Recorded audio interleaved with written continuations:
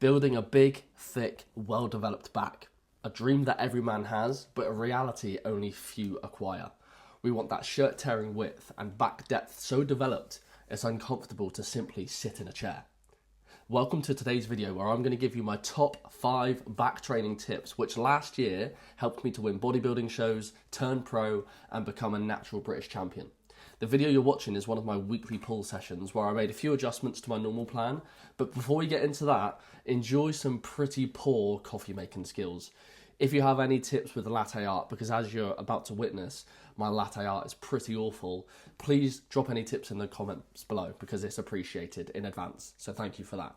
Now, when providing you with education with this style of video, I like to try and take a slightly different angle to the advice you'd likely hear elsewhere. So strap in and get ready to take your back training and your back growth to a completely new stratosphere. So let's get stuck into it. My first tip for you today is to minimize the amount of elbow flexion. Elbow flexion simply means to bend your arm, to flex at the elbow, like you would a bicep curl.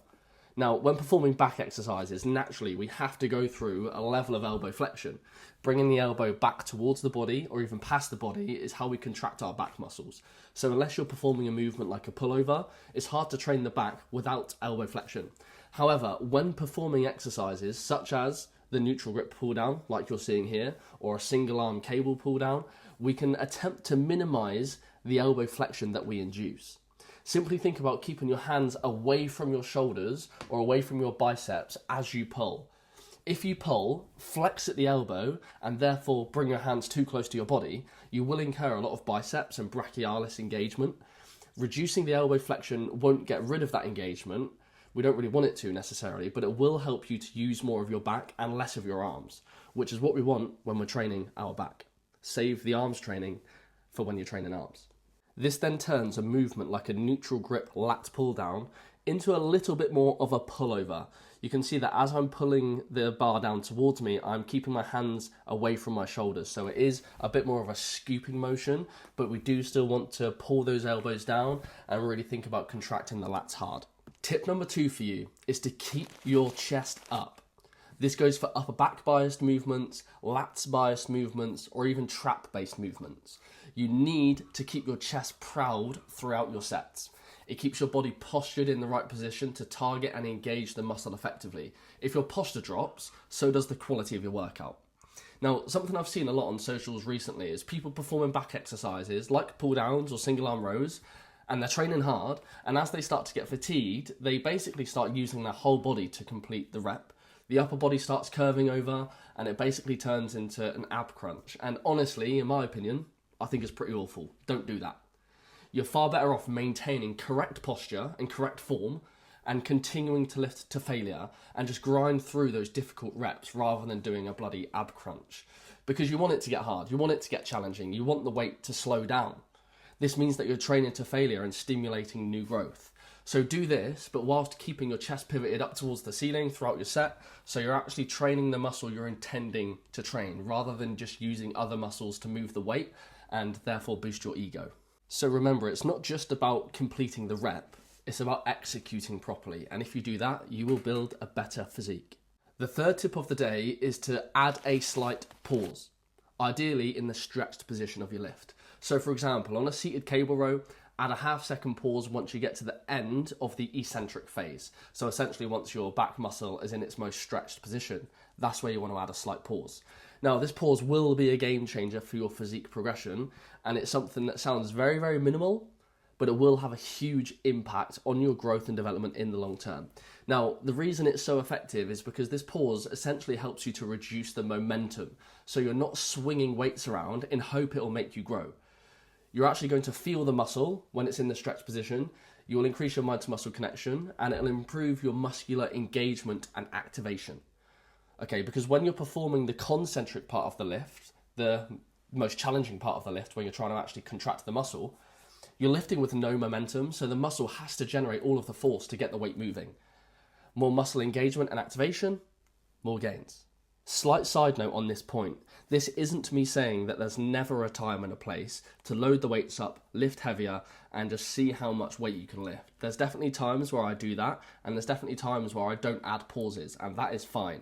However, 99% of the time, I add pauses to the stretch range of my lifts, and I do put a lot of my muscle growth down to it. So as much as we do want to lift heavy and, ego lift sometimes, most of the time we do want to train with these pauses. Tip 4 is a super simple one, but please, for the love of God, use lifting straps or lifting grips. But, Coach Reese, I want to grow my forearms and improve my grip strength. Well, in that case, do some forearm training. Otherwise, it's like using a barbell bench press to try and grow your triceps. There's better options, mate. There's exercises made for that muscle. So if you want to see more back gains, you must use lifting straps. I've recently changed to using lifting grips, like Versa grips, which you can see me using in this video. And honestly, I much prefer them. Although it does make me feel like a bit of a gym noob because they are Velcro and I'm like doing up and undoing Velcro mid-session. But when it comes to performing lifts, they're awesome, and I do recommend giving them a go. When using straps or grips, you want to think of your hand as a hook. Don't grip the bar too hard, otherwise you're still going to be smashing your forearms. So simply hold the straps in place on the bar and use your hand as a hook. Think about your hand acting just like a cable attachment, and your elbow is the point you need to pull through to get the most back engagement. Just remember to minimize the amount of elbow flexion and keep your chest up. And last, but absolutely not least, is tip number 5, and that is to actually figure out what part of the back you're trying to bias, and be aware of how to bias the certain areas. Typically speaking, if you're trying to bias your lats, you want to keep your hands in a bit more of a neutral grip, and you want to keep your upper arm close to your body as you pull. This is where you want to think about pulling your elbow towards your hip and to minimize elbow flexion. That will help to bias the lats due to keeping them in their active range. Also, think about keeping your scapula depressed or your shoulders down, and keep your working arm just shy of a full extension, and that will really help with keeping the lats fully engaged throughout. Now, when it comes to the upper back area, you want to allow the elbows to flare a little bit more as you pull. You want to keep your chest up throughout exercises, don't lose the posture, and allow for a full stretch through the target muscles.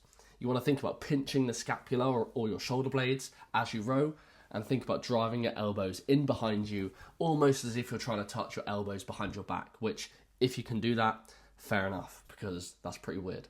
And those are my 5 main back growth tips for today's video.